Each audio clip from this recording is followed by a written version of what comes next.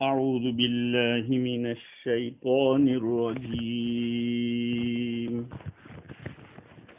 بسم الله الرحمن الرحيم. لقد أرسلنا نوحا إلى قومه فقال يا قوم اعبدوا الله ما لكم من إله غيره إني أخاف عليكم عذاب يوم عظيم.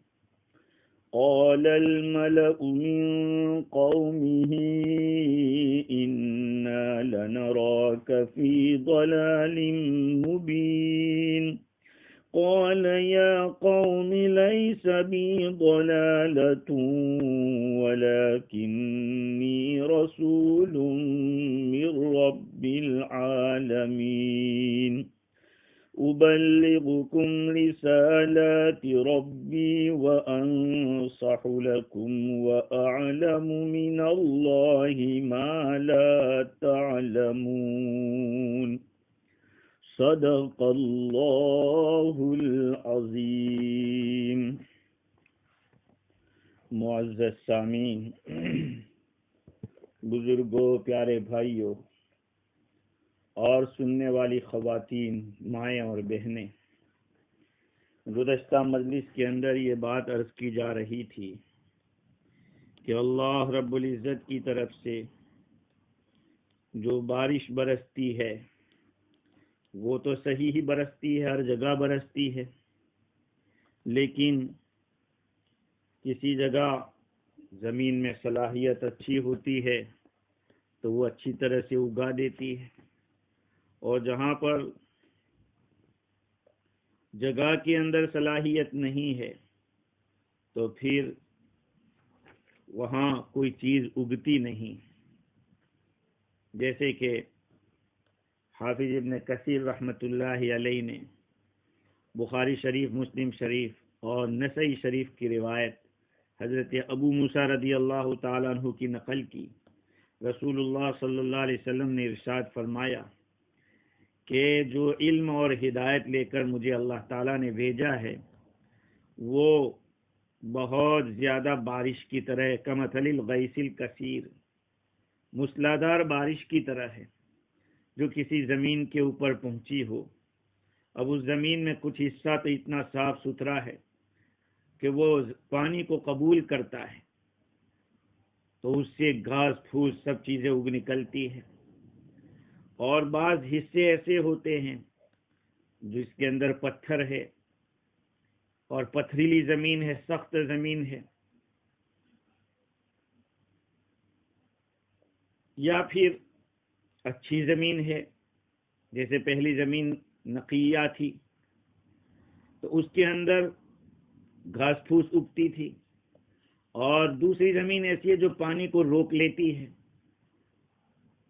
سخت زمین ہے لیکن پانی چلو رکا ہوا ہے، اس میں پانی بھرا ہوا ہے تو لوگ اس سے پانی پیتے ہیں، جانوروں کو پلاتے ہیں، اس کے ذریعے سینچائی کرتے ہیں.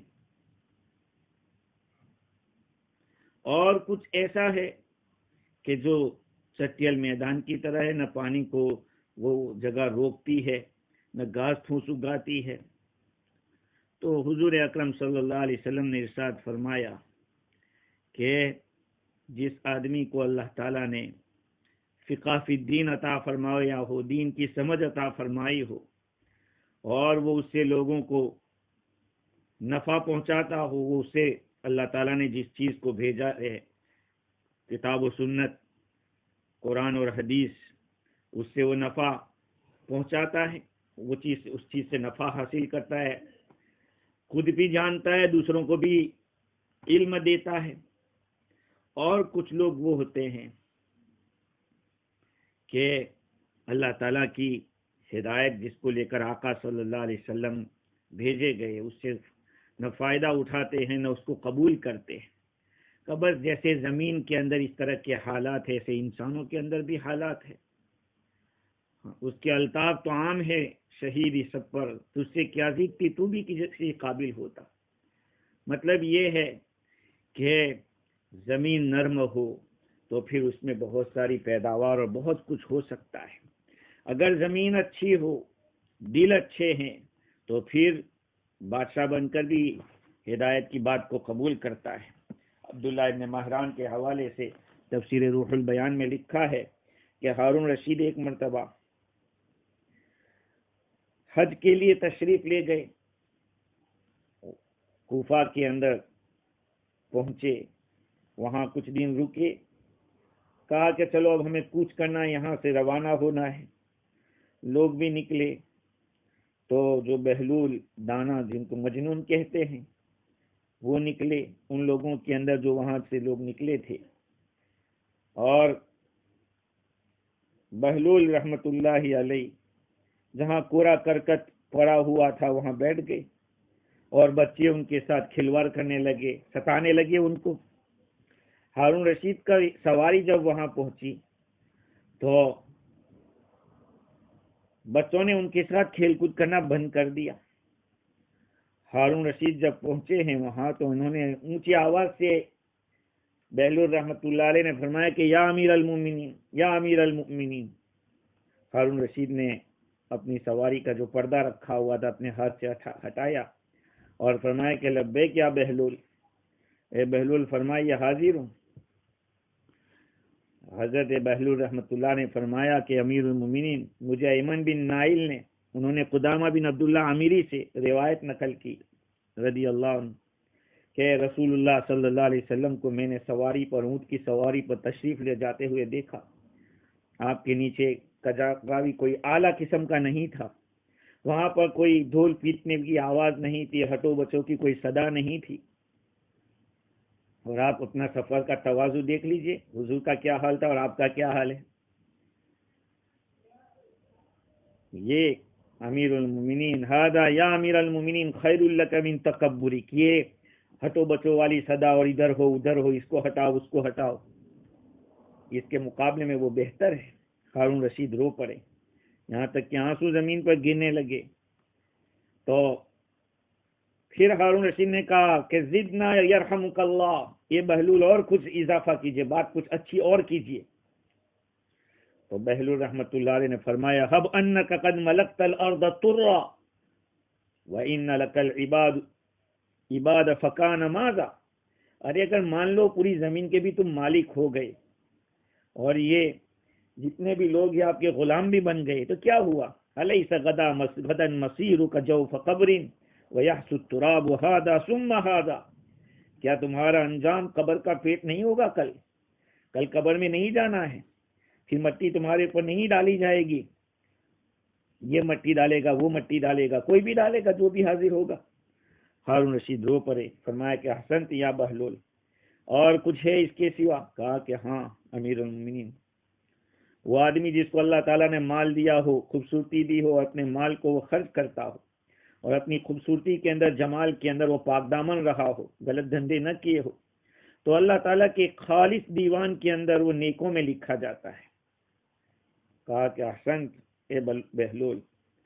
پھر ہارون رشید نے کچھ ہدیہ دینے کا حکم دیا، انہوں نے ہدیہ واپس کر دیا اور کہا کہ یہ جائزہ، یہ ہدیہ جو ہے ان لوگوں کو دے جس سے تو نے ان خیانت کی ہے، مجھے اس کی کوئی ضرورت نہیں ہے۔ کہا کہ بہلول اگر تمہارا کوئی قرضہ ہو تو ہم ادا کر دیں۔ امیر المومنین بہلول نے فرمایا کہ یاد رکھو قرضے سے قرضہ ادا نہیں ہوتا، جو حق ہے وہ اہل حق کو پہنچا دو، اپنی ذات کا قرضہ ہے وہ ادا کرو۔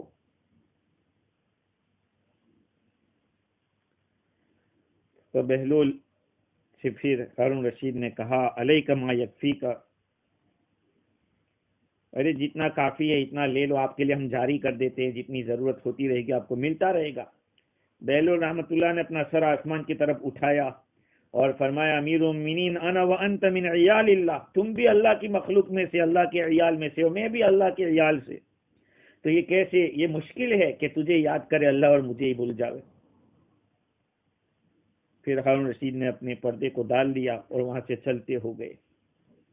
یہ قصہ اس لیے بیان کیا گیا کہ بادشاہ ہو کر بھی لوگوں کی بات سنتے ہیں۔ آج اللہ تعالیٰ ہمارے اوپر رحم فرماوے، ہمارے دل کی زمین کیسی ہو گئی ہے، صحیح بولنے والا، سچ بولنے والا ہمیں کڑوا لگتا ہے اور اس کو ہم دشمن سمجھتے ہیں. چکنی چپڑی باتیں کرنے والے، میٹھی میٹھی باتیں کرنے والے وہ لوگ اچھے لگتے ہیں. شریعت بتلانے والے ہمیں دشمن لگتے ہیں. یہ بادشاہ ہو کر بھی صحیح بات کو اس زمانے کے لوگ بے ٹوک کہہ دیتے تھے اور یہ لوگ سن بھی لیتے تھے. آج ہمارا حال ہے. یہی ہے زمین کا فرق ہے. دل کی زمین جس کی نرم ہوگی وہ حق کو قبول کرے گا، اور زمین کے اندر نرمی نہیں ہوگی تو پھر ظاہری بات ہے کیا ہوگا. تو یہ اس دن کی مجلس کے اندر کچھ باتیں رہ گئی تھی. آج جن آیات کو پڑھا ہے ان آیات کے اندر حضرت نوح علیہ السلام کا تذکرہ ہے، اور آپ کو معلوم ہونا چاہیے کہ ان آیات کا ماقبل سے ربط یہ ہے کہ اس سے پہلے سورہ اعراف کے اندر اللہ تعالیٰ نے مبدا کا تذکرہ کیا تھا، انسانیت کی شروعات کیسے ہوئی. اس لیے حضرت آدم علیہ السلام کا قصہ پہلے بیان کیا گیا، ابلیس کے ساتھ کیا ہوا اور پھر زمین پر کیسے آئے، یہ سب باتیں شروع صورت کے اندر بیان کی گئی. یہ باتیں بیان کی گئی، اور معاد آخرت کے بارے میں بھی باتیں آئی. جنتی بات کریں گے، جہنمی آراف والے کہیں گے، یہ سب باتیں بھی آئی. یہ اللہ تعالیٰ نے اس صورت کے اوپر کے حصے، ان آیات سے پہلے کے حصے میں واضح دلائل کے ساتھ اور مضبوط و قوی طاقتور پروف کے ساتھ بیان کیا. اب یہاں سے تقریباً 14 رکوع تک انبیاء کرام علیہ السلام کے قصے بیان ہو رہے ہیں. انبیاء کرام علیہ السلام کے قصوں کا تذکرہ کیوں ہوتا ہے؟ یہ اس لیے ہوتا ہے کہ بتلانا ہے حضور اکرم صلی اللہ علیہ وسلم کی قوم کا حضور کو ستانا یا یہ کہ آپ کی باتوں کو رد کر دینا، یہ اس امت کی خاصیت نہیں ہے. حضور کو یہ بتلانا ہے کہ پہلے نبیوں کے پاس بھی واضح دلائل آئے اور انہوں نے اپنی قوم کو سمجھایا، قوم نے رد کر دیا، ستایا. تو یہ ستانے کی عادت اور نبیوں کی باتوں کو ٹھکرانے کی عادت جو ایک بری عادت ہے، یہ پہلے سے چلی آ رہی ہے.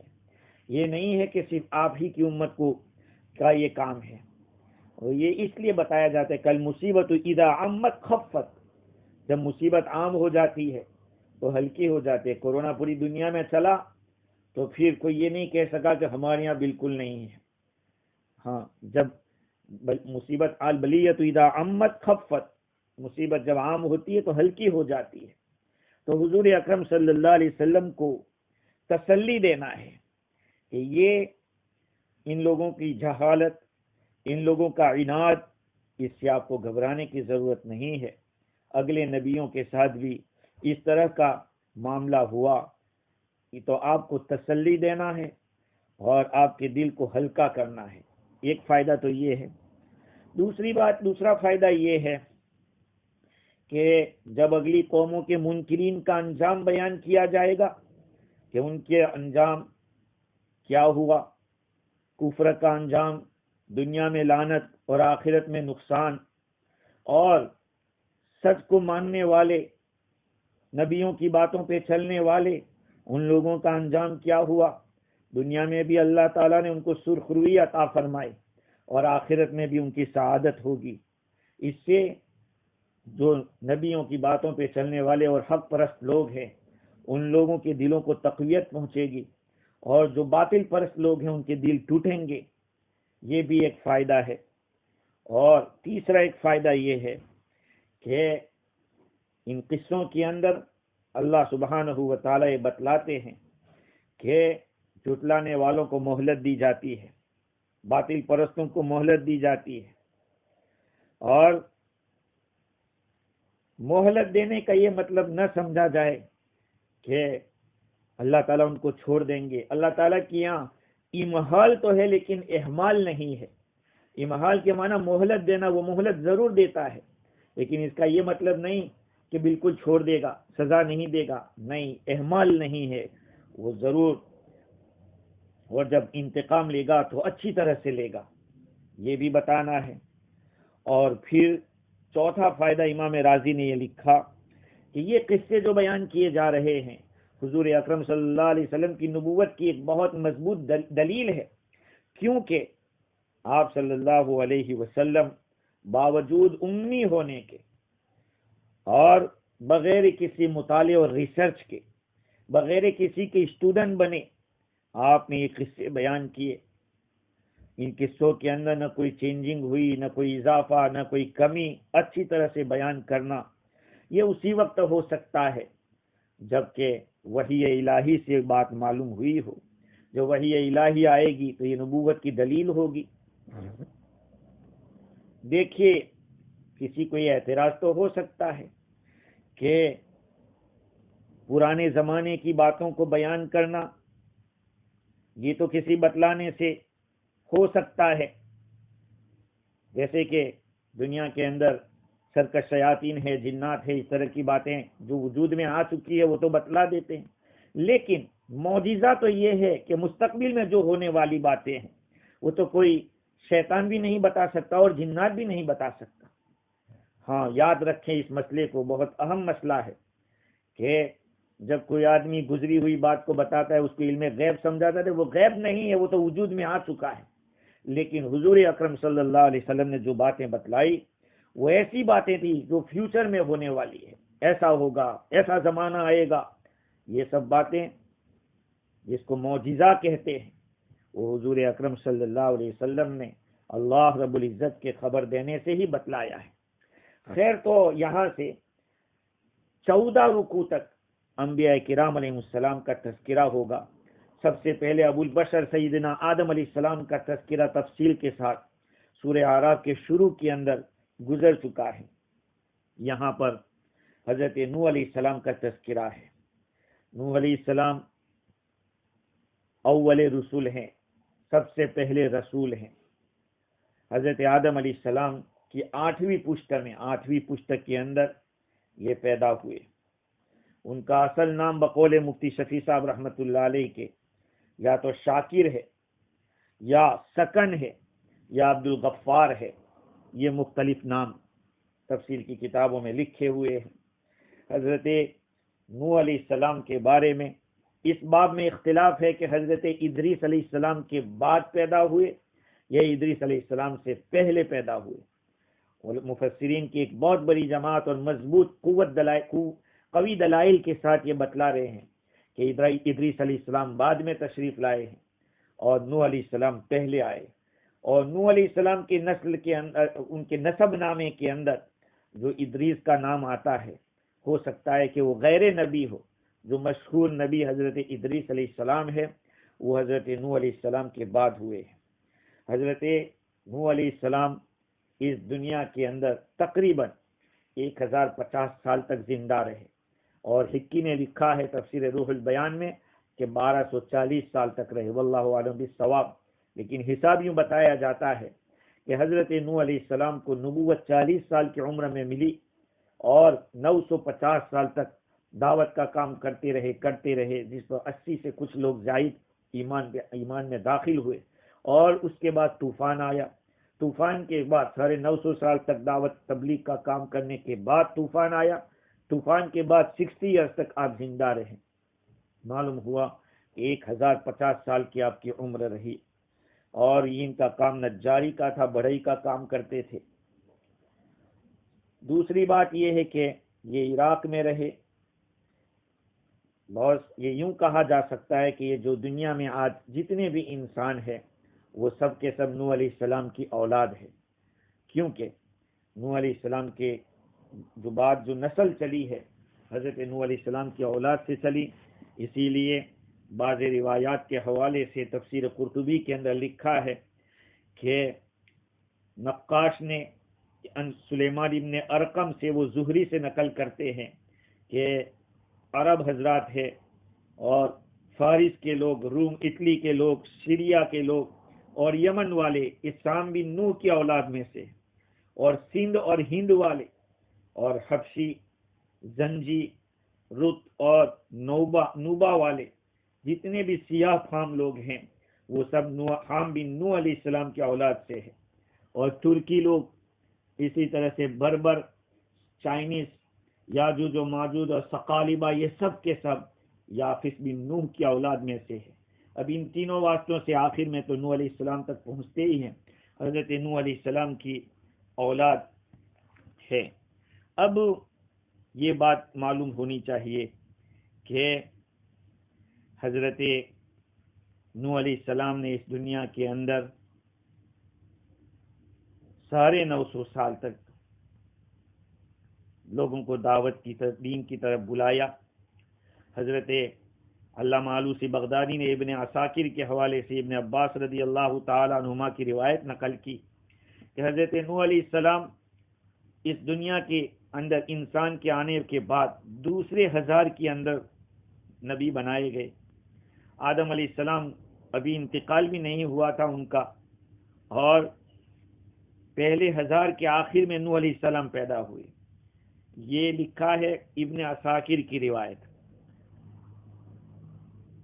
لیکن جیسے میں نے عرض کیا کہ 8ویں پشت کے اندر یہ پیدا ہوئے ہیں، اور تقریباً 826 سال کا فاصلہ ہے، جیسے کہ مفتی شفیع صاحب رحمۃ اللہ علیہ نے لکھا، آدم علیہ السلام کی وفات کے بعد 826 سال۔ خیر، وہ روایت یہ ہے۔ دوسری ایک روایت مقاتل کی ہے اور جویبیر کی کہ آدم علیہ السلام جب بوڑھے ہو گئے، آپ کی ہڈیاں بالکل نرم ہو گئی، تو عرض کیا کہ یا رب الی متی اقد واسعی، یا اللہ کب تک یہ مصیبت اور تکلیفیں میں اٹھاتا رہوں گا؟ تو فرمایا کہ آدم حتی یولد لک ولد مختون، یہاں تک کہ ختنہ شدہ ایک لڑکا آپ کا پیدا ہوگا۔ تو نوح علیہ السلام 10 بطن کے بعد پیدا ہوئے، اور ان کا کہنا یہ ہے، آلوسی نے جو روایت کی، کہ اس وقت وہ 1060 سال کی عمر کے تھے آدم علیہ السلام۔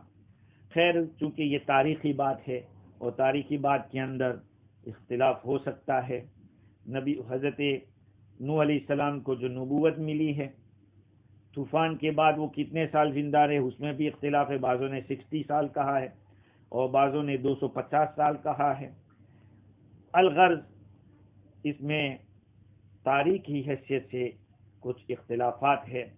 ایک بات یہ یاد رکھنے کی ہے کہ حضرت نوح علیہ السلام کی جو بعثت ہے ابتدا کے لحاظ سے عام تھی۔ ابتدا کے لحاظ سے عام ہونے کا مطلب یہ ہے کہ جس وقت طوفان آیا تو طوفان آیا، اس وقت کچھ لوگ زندہ نہیں تھے، جتنے تھے وہ سب حضرت نوح علیہ السلام کے امتی تھے، لہذا ابتدا کے لحاظ سے نوح علیہ السلام کی نبوت عام تھی۔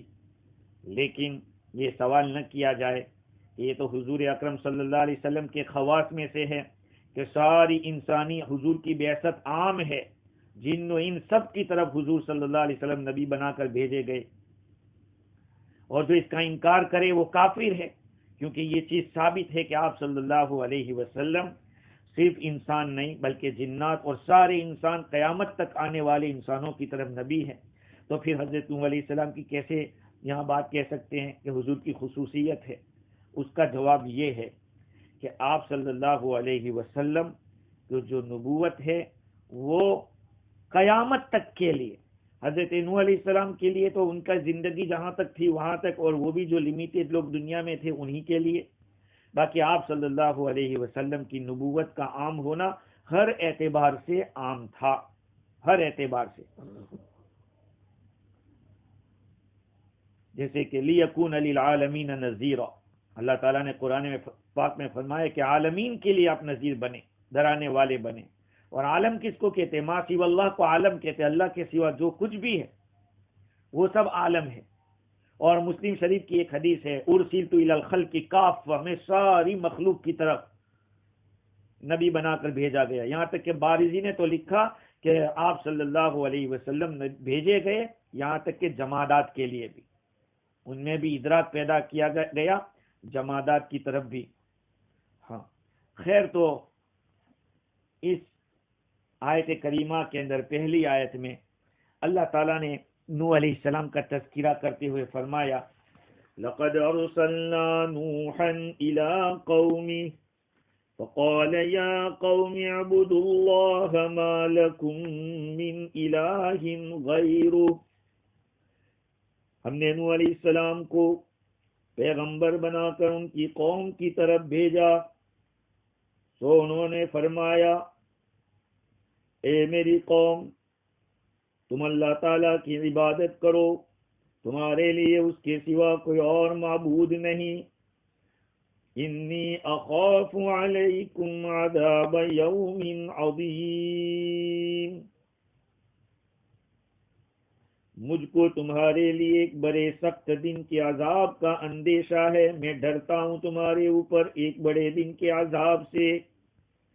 قال الملأ من قومه انا لنراك في ضلال مبين، آپ کی قوم کے سرداروں نے کہا کہ یقیناً ہم آپ کو کھلی ہوئی گمراہی میں دیکھتے ہیں۔ قال یا قوم لیس بی ضلالۃ ولکنی رسول من رب العالمین، نوح علیہ السلام نے فرمایا کہ میری قوم، میں بالکل بہکا نہیں ہوں، مجھ پر کسی قسم کی کوئی گمراہی نہیں، لیکن میں تو رب العالمین کا بھیجا ہوا رسول ہوں۔ ان آیات کے اندر حضرت نوح علیہ السلام نے 3 باتیں بتلائی ہے۔ لقد ارسلنا نوحا الى قومه فقال یا قوم اعبدوا اللہ، یہ لقد ارسلنا کے معنی، ارسال کے معنی بھیجنے کے بھی آتا ہے اور نبی بنا کر بھیجنے کا بھی معنی آتا ہے۔ ابن عباس رضی اللہ تعالی عنہما فرماتے ہیں کہ ہم نے نبی بنا کر بھیجا، اور دوسرے مفسرین یہ فرماتے ہیں کہ ہم نے آپ کو پیغام لے کر بھیجا ہے۔ اس میں رسالت بھی آ جائے گی اور یعنی پیغام بھی آ جائیں گے اور پیغمبری بھی آ جائے گی۔ ایک تو ہے نبوت کے ساتھ اور اس کے ساتھ ساتھ دوسرے پیغام، بلکہ ارسلنا کے اندر لفظ رسالت ہے۔ دیکھیے، بعث کے معنی نبی بنا کر بھیجنا، ایک ہے نبوت اور ایک ہے رسالت۔ کہا جاتا ہے، جیسے لکھا ہے مفسرین نے، کہ حضرت آدم علیہ السلام نبی تھے، حضرت نوح علیہ السلام رسول بھی تھے، اس لیے کہ جہاں تک آدم علیہ السلام دنیا میں تشریف فرما تھے، کفر و شرک کا وجود نہیں ہوا تھا، اور کفر اور شرک سے نکالنے کے لیے اللہ تعالیٰ نے حضرت نوح علیہ السلام کو بھیجا تھا، جیسے کہ روایات سے پتہ چلتا ہے۔ حافظ ابن کثیر رحمۃ اللہ علیہ نے لکھا کہ ابن عباس رضی اللہ تعالی عنہما اور بہت سارے مفسرین فرماتے ہیں کہ سب سے پہلے بتوں کی جو پوجا شروع کی گئی وہ اس طرح سے ہوئی کہ نیک لوگ جب گزر گئے، اس دنیا سے چلے گئے، تو ان کی قوم نے ان کے اوپر مسجدیں بنوا لی، عبادت خانے بنوا لیے، اور جو گزرے ہوئے لوگ تھے ان لوگوں کی تصویریں بنائی تاکہ ان کے حال کو لوگ یاد کرتے رہیں، ان کی عبادت کو یاد کریں اور پھر ان سے مشابہت اختیار کریں۔ جب ایک لمبا زمانہ گزر گیا تو وہ جو تصویریں بنائی تھی ان تصویروں ہی کے اوپر جسم بنا دیے، مجسمے بنا دیے۔ پھر اور ایک زمانہ لمبا چلا گیا تو پھر شیطان نے یہ چال چلی کہ انہی اسٹیچو کی عبادت کرنا کہہ دیا کہ انہی کی عبادت کرو، اور ان کے نام رکھ لیے الگ الگ، جو گزرے ہوئے لوگ تھے ان کے جو اسٹیچو اور ان کے جو پوجا کر رہے تھے، ان کے جو جسم بنائے تھے، کسی کو ود نام رکھا، کسی کا سوا رکھا، کسی کا یغوث اور کسی کا یعوق اور کسی کا نصر۔ یہ ساری کی ساری باتیں سورہ نوح کے اندر 29ویں پارے میں موجود ہے۔ پھر جب معاملہ بہت زیادہ گڑبڑ ہو گیا، اللہ تعالیٰ نے بھیجا رسول کو، اور وہ نوح علیہ السلام تھے۔ نوح علیہ السلام کو نوح کیوں کہا جاتا ہے، اس کے بارے میں بھی مفسرین نے گفتگو کی ہے کہ حضرت علامہ آلوسی بغدادی رحمۃ اللہ علیہ نے لکھا کہ ان کو نوح اس وجہ سے کہتے ہیں کہ ناح ینوح، نوحن کے معنی رونا، اور حضرت نوح علیہ السلام نے بھی کسی وجہ سے کچھ حالات اس طرح کے پیش آئے جس کی وجہ سے آپ نے رونے کو اختیار کیا، اس وجہ سے آپ کو نوح کہا جاتا ہے۔ اس کے اوپر علامہ آلوسی بغدادی رحمۃ اللہ علیہ نے کچھ اعتراض بھی کیا ہے اور ان لوگوں کی بات کو رد بھی کیا ہے۔ خیر، تو نبوت اور رسالت تو حضرت نوح علیہ السلام کے زمانے میں یہ اس طرح کی بت پرستی چل رہی تھی اور اس کو ختم کرنا تھا۔ اللہ تعالیٰ نے نوح علیہ السلام کو رسول بنا کر بھیجا اور آپ نے اپنی قوم کو جو باتیں بتائی، 3 باتیں پہلے بتلائی۔ یا قوم اعبدوا اللہ ما لکم من الہ غیرہ، اے میری قوم تم اللہ تعالیٰ کی عبادت کرو، ایک بات۔ ما لکم من الہ غیرہ، تمہارے لیے اس کے سوا کوئی معبود نہیں، یہ دوسری بات ہوئی۔ انی اخاف علیکم عذاب یوم عظیم، مجھے تم پر اندیشہ ہے بڑے دن کے عذاب کا۔ تو یہ 3 باتیں آپ نے بتائی۔ سب سے پہلے اللہ کی عبادت کرنے کو بتایا، اور پھر یہ بھی بتایا کہ اللہ کے سوا کوئی معبود نہیں ہے تمہارے لیے۔ تو پہلی صورت میں اس بات تکلیف ہے،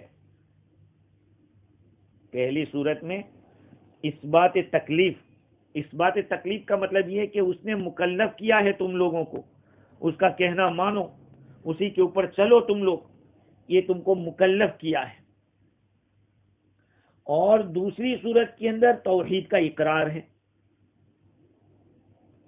دوسری میں توحید کا، ما لکم من الہ غیرہ، تمہارے لیے اس کے سوا کوئی معبود نہیں ہے۔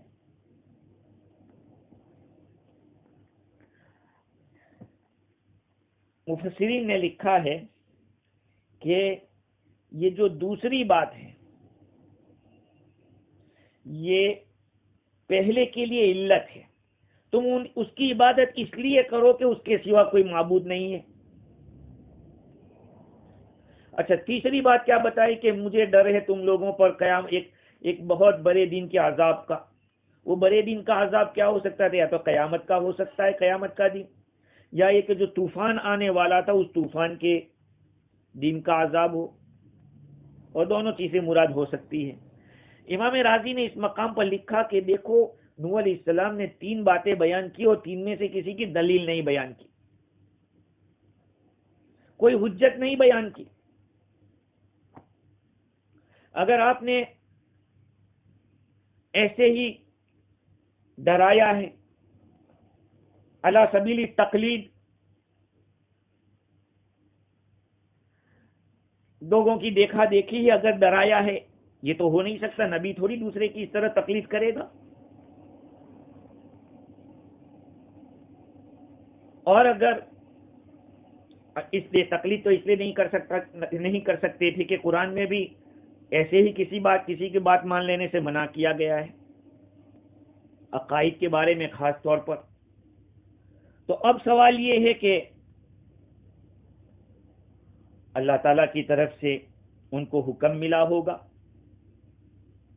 لیکن اس کی بھی دلیل مذکور نہیں ہے۔ ہو سکتا ہے امام راضی کا کہنا یہ ہے کہ ایسے ہی قرآن مجید میں یہاں دلائل نہ بتلائے ہو، کیونکہ پہلے سپارے میں بھی اس کے دلائل بیان ہو چکے ہیں، اللہ تعالیٰ کی توحید کے، اللہ تعالیٰ کے احکام پہ چلنے کے، اور نہ ماننے والوں پر اللہ کا عذاب آتا ہے، یہ سب باتیں تو پہلے گزر چکی ہے۔ دوسری بات یہ ہے کہ نوح علیہ السلام نے سب سے پہلے فرمایا اعبدوا اللہ، اللہ کی عبادت کرو، اور دوسرے نمبر پر فرمایا ما لکم من الہ غیرہ۔ مطلب اس کا یہ ہے کہ جب اس کے سوا کوئی معبود ہے ہی نہیں، تو تمہیں جو کچھ بھی نفع مل رہا ہے، جو کچھ بھی احسان تمہارے اوپر ہو رہا ہے، تمہارے اوپر جو کچھ بھی نوازش ہو رہی ہے، لطف و کرم ہو رہا ہے، وہ سب اللہ تعالیٰ کی طرف سے ہو رہا ہے۔ اور انتہائی درجے کا انعام ہو، وہ تقاضا کرتا ہے انتہائی درجے کی تعظیم کرنا۔ یہ نہیں ہے کہ کوئی تمہارے اوپر احسان کر رہا ہے تو اس احسان کے بدلے میں اس کی خلاف ورزی کرو، اس کی بے عزتی کرو۔ اللہ تعالیٰ کی طرف سے انتہائی درجے کا انعام ہو رہا ہے۔ اس انتہائی درجے کے انعام کا تقاضا یہ ہے کہ اس ذات کی تعظیم انتہائی درجے سے کی جائے۔ تو اب انتہائی درجے کی تعظیم کیسے ہوگی؟ کا عبادت کی شکل میں۔ تو یہ اللہ تعالیٰ کی عبادت اس لیے لازم ہوئی کہ بندے نے جان لیا لا الہ الا اللہ، اس کے سوا کوئی معبود نہیں ہے، اس لیے اب جب اس کا علم ہوا لا الہ الا اللہ کا تو اب عبادت واجب ہوئی۔ یہاں پر امام راضی نے لکھا ہے کہ ایک مسئلہ اور متفرع ہوتا ہے، وہ یہ ہے کہ اگر لا الہ الا اللہ کا علم نہ ہو، اللہ کے سوا نہ کوئی ایک معبود ہے نہ زیادہ معبود ہے، جب کسی کے پاس یہ علم ابھی آیا نہیں ہے، اس علم کے آنے سے پہلے پتہ ہی نہیں چلے گا کہ منعم کون ہے، منعم حقیقی کون ہے، کس نے ہمارے اوپر یہ انعام کیا ہے، یہ پتہ ہی نہیں چلے گا۔ پتہ تو اس وقت چلے گا کہ اس کے سوا کوئی معبود نہیں ہے اللہ تعالیٰ کے سوا۔ یہ علم جب آتا ہے تو پھر بندے کو احساس ہوتا ہے کہ جس ذات کے سوا کوئی معبود نہ ہو تو اسی ذات کے ساتھ ہمیں وابستہ رہنا چاہیے۔ تو امام راضی نے یہ بتلایا کہ جب تک لا الہ الا اللہ کا علم نہیں آئے گا وہاں تک عبادت لازم نہیں ہوگی، اور وہاں تک اللہ سبحانہ و تعالی سے تعلق پیدا نہیں ہوگا۔ اور ظاہری آیت یہ دلالت کر رہی ہے کہ جو ذات عبادت کے لائق ہے وہی معبود ہو سکتی ہے۔ معبود تو وہی ہے جو عبادت کے لائق ہے۔ اعبدوا اللہ ما لکم من الہ غیرہ کے اندر اس بات بھی ہے اور نفی بھی ہے، پوزیٹیو اور نیگیٹو دونوں چیزیں ہیں۔ جب یہ پوزیٹیو اور نیگیٹو دونوں جمع ہوں گے تبھی کلام صحیح ہوگا۔ مطلب یہ ہوگا کہ اس اللہ تعالیٰ کی عبادت کرو، تمہارے لیے اس کے سوا کوئی معبود ہے ہی نہیں۔ اب یہ انی اخاف علیکم عذاب یوم عظیم، اس دعوے کے اندر یہ تیسرا دعویٰ ہے کہ مجھے ڈر ہے تم لوگوں کے اوپر بڑے دن کے عذاب سے۔ ڈر کا کیا مطلب ہے؟ خوف کا معنی کیا خوف یقین کے ساتھ بتلا رہے ہیں یا شک کے ساتھ؟ کچھ علماء تو فرماتے کہ یہاں یقین کے معنی میں ہے کہ یا تو دنیا میں عذاب آئے گا یا آخرت میں ہوگا، کیونکہ جو نہیں مانے گا اس دین کو، نوح علیہ السلام جو دین لے کر آئے تھے اس دین کو اگر نہیں مانیں گے تو دنیا میں عذاب آئے گا یا آخرت میں آئے گا۔ تو یہ تو حتمی اور یقینی بات تھی۔ تو کچھ لوگ کہتے ہیں کہ نہیں، یہاں پر شک ہے اس طرح کا کہ بھئی مجھے اندیشہ ہے۔ شک کی تقریر کرتے ہوئے راضی نے یہ لکھا کہ نوح علیہ السلام نے فرمایا انی اخاف علیکم، میں تم پر ڈرتا ہوں۔ تب ہو سکتا ہے کہ یہ اس لیے فرمائے کہ ایمان لے آئے، اور یہ بھی ممکن ہے کہ یہ کہنے کے بعد بھی وہ ایمان نہ لاوے۔ دونوں طرح کی بات ہے، دونوں پہلو ہیں۔ تو نزول عذاب میں یقین نہیں ہے، اس لیے بعض مفسرین فرماتے کہ اس میں نوح علیہ السلام بتلا رہے کہ بھئی مجھے تو اندیشہ لگ رہا ہے، تم لوگ میری نہیں مانو گے تو تم پر عذاب آئے گا، بڑے دن کے عذاب سے میں ڈر رہا۔ اور دوسری تقریر امام راضی نے یہ کی کہ عذاب کے باب میں تو یقین تھا کہ جو نہیں مانتے ان پر عذاب تو آتا ہے اللہ کا، لیکن کیفیت عذاب کیا ہوگی، کس طرح سے عذاب آئے گا، اس بارے میں اللہ تعالیٰ کی طرف سے ان کو انفارم نہیں کیا گیا ہوگا۔ اس وجہ سے نوح علیہ السلام نے انی اخاف علیکم فرمایا، یا یہ کہ مقدار عذاب کا پتہ نہیں تھا کہ کتنا عذاب آئے گا، یا بعض مفسرین فرماتے کہ خوف کے معنی حذر، پرہیز، ڈرنا، اندیشہ کرنا۔ ہاں، تو جب خوف کے معنی اندیشہ کرنا ہوگا تو اندیشہ جس چیز سے ہوتا ہے ہو سکتا ہے وہ آوے، ہو سکتا ہے نہ بھی آوے۔ جب اس طرح کی بات ہے تو پھر تو شک کی بات ہوئی۔ اس لیے بعض مفسرین نے کہا کہ اس مقام کے اوپر انی اخاف علیکم جو فرمایا گیا ہے اس کے اندر نوح علیہ السلام نے پرفیکٹلی نہیں فرمایا کہ بالکل عذاب آنے والا ہے، بلکہ اپنا اندیشہ ظاہر کیا ہے کہ مجھے ڈر لگ رہا ہے کہ تم اسی ڈگر کے اوپر رہے اور تمہارا یہی حال رہا تو پھر اللہ تعالیٰ کا عذاب آ سکتا ہے۔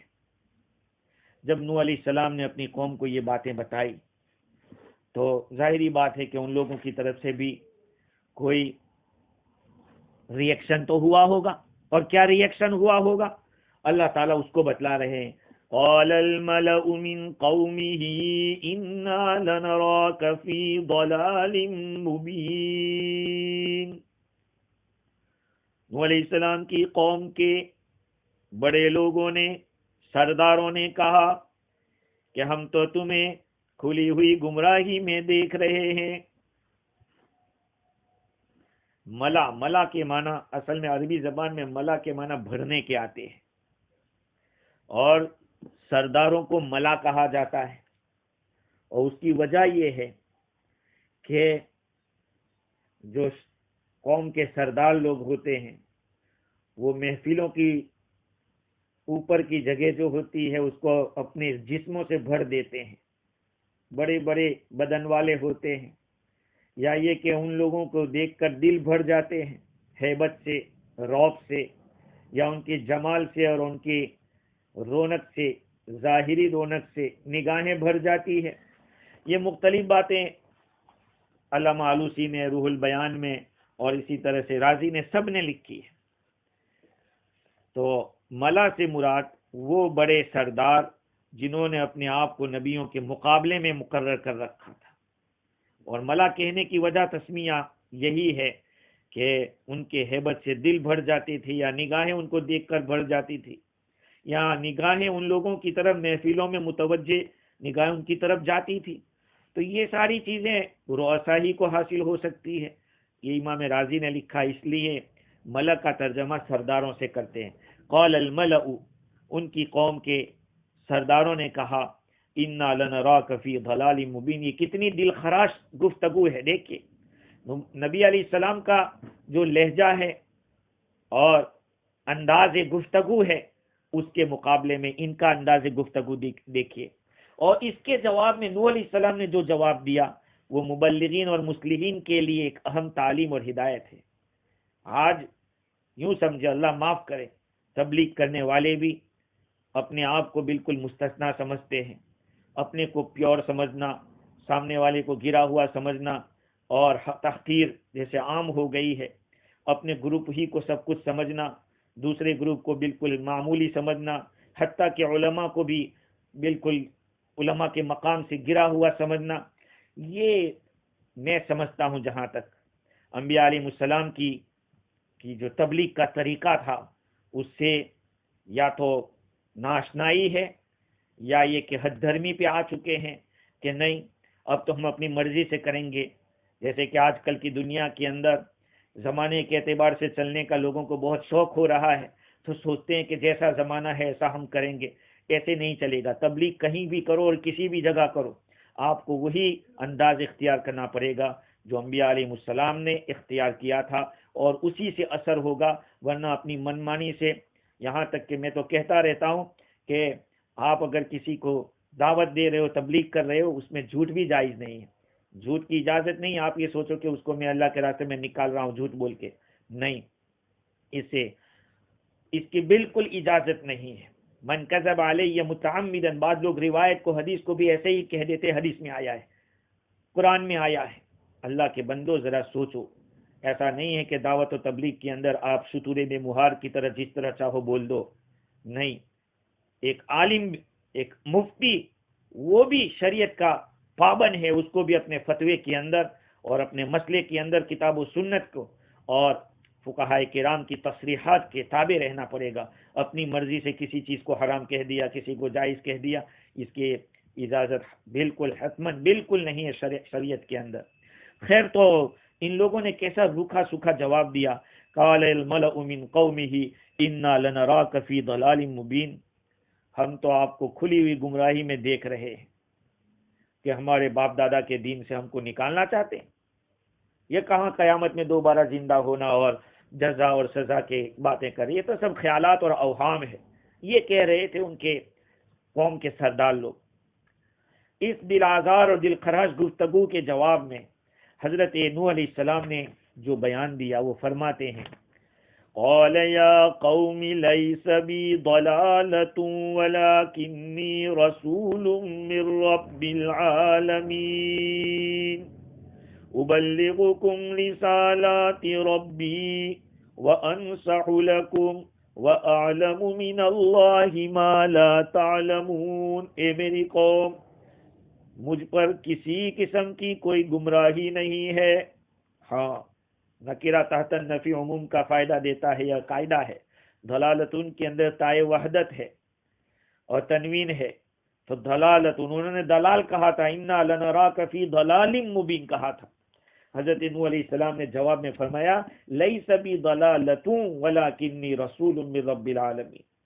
بھائی میرے پاس میں کسی بھی گمراہی میں نہیں ہوں، کسی قسم کی گمراہی میرے پاس نہیں آئی ہے، لیکن میں تو رب العالمین کا فرستادہ ہوں، میں رب العالمین کی طرف سے بھیجا ہوا ہوں، اور میرا کام کیا ہے؟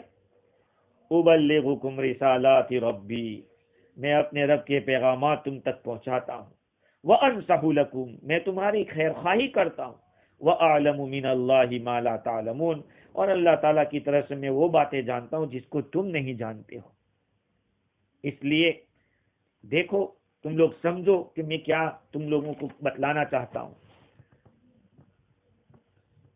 نوح علیہ السلام نے فرمایا کہ دیکھو، میں تمہارے آبائی جو مذہب تھا اس کے رسوم کا پابند نہیں ہوں، بلکہ میں تو رسول ہوں، اللہ تعالیٰ نے مجھے چنا ہے، میں جو کچھ کہتا ہوں اللہ تعالیٰ کی طرف سے کہتا ہوں، اللہ تعالیٰ کا پیغام تم کو پہنچاتا ہوں، جس میں تمہارا ہی بھلا ہے، نہ اس میں اللہ کا کچھ فائدہ ہونے والا ہے، نہ میری کوئی خاص غرض ہے۔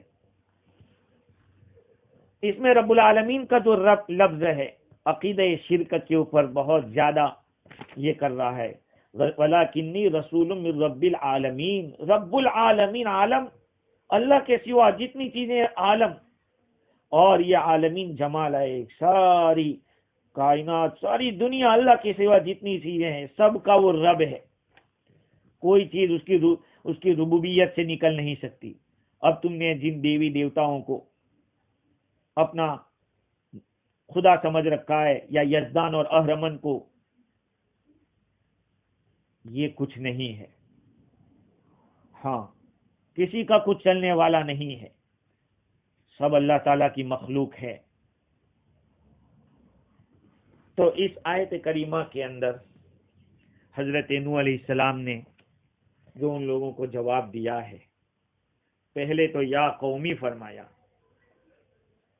ہے، یا قومی، اے میری قوم، یہ خطاب دیکھیے،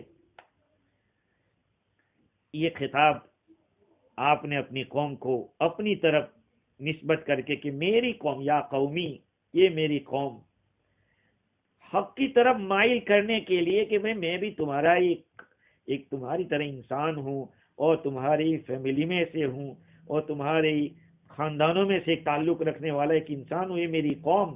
تو سامنے والے کو جب دعوت دیتے ہیں تو اس کے اندر گھسنا پڑتا ہے۔ آج ہمارے ساتھی کیا کرتے ہیں، اگر کوئی بریلوی مل گیا، ارے وہ تو وہ دوسرے عقیدے کا ہے، اگر کوئی غیر مقلد مل گیا، ارے دوسرے عقیدے کا ہے، ہم تو اپنے ساتھیوں کو، تو پھر تم اپنے ہی لوگوں کو لے کے بیٹھے رہو، تو کیا ہوگا؟ ہدایت کہاں پھیلے گی؟ ہدایت نہیں پھیلے گی، لوگ بٹ جائیں گے، تو بٹ جائیں گے تو کوئی سننے کے لیے تیار نہیں ہوگا۔ لیس بی ضلالۃ، میرے اوپر کسی قسم کی کوئی گمراہی نہیں ہے۔ گمراہی، تم تو مجھے کھلی گمراہی کا کہہ رہے ہو، میرے پاس تو کسی قسم کی گمراہی نہیں ہے۔ ہاں، لیس لی اقل قلیل من الضلال، گمراہی کا تھوڑا سا حصہ بھی میرے پاس نہیں ہے، تم تو کھلی گمراہی کی بات کر رہے ہو۔ ولکنی رسول من رب العالمین، ولکنی کے ذریعے استدراک کیا گیا ہے۔ ہاں، استدراک کا مطلب یہ ہے کہ پیچھے جو بات کہی گئی ہے اس سے ٹرن کر رہے ہیں کہ بھئی تم جو کہہ رہے ہو نہیں ہوں، لیکن میں تو یہ ہوں۔ ہدایت کے اعلیٰ درجے کے اوپر میں ہوں، اور رب العالمین کی رسالت وہ کیا ہے؟ ہدایت کا اعلیٰ درجہ، دینی اعتبار سے سب سے اونچا مقام اگر کسی کا ہو سکتا ہے تو وہ نبی اور رسول کا ہو سکتا ہے۔ خیر، اس کے بعد انشاءاللہ مزید گفتگو آئندہ پروگرام میں کریں گے۔ اللہ تعالیٰ مجھے اور آپ کو دین کی صحیح سمجھ عطا فرماوے، بصیرت عطا فرماوے۔ وآخر دعوانا الحمدللہ رب العالمین۔